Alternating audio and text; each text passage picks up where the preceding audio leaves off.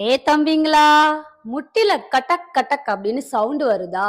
அப்போ இந்த வீடியோ உங்களுக்கு தான். உங்க வீட்ல இருக்கிற கதவு பல வருஷம் யூஸ் பண்ணலாம். ஆனா இப்ப யூஸ் பண்ண போனீங்கன்னா எப்படி சவுண்ட் வரும்? கட்டக் கட்டக் அப்படின்னு.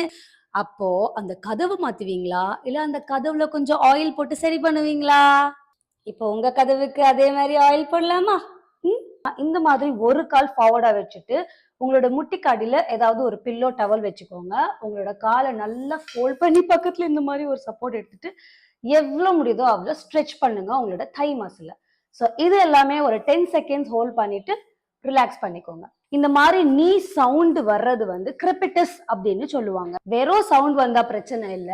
ஆனா பெயினோட உங்களுக்கு சவுண்ட் வந்தா நீங்க கண்டிப்பா டாக்டரை கன்சல்ட் பண்ணணும். சோ இந்த மாதிரி காலுக்கு அடியில 2 பில்லோ வச்சுட்டு உங்க காலோட ஆங்கிள் லைட்டா இப்படி திருப்பி நீங்க மேல பிரஸ் பண்ண போறீங்க. அதே மாதிரி ஆங்கிள் இந்த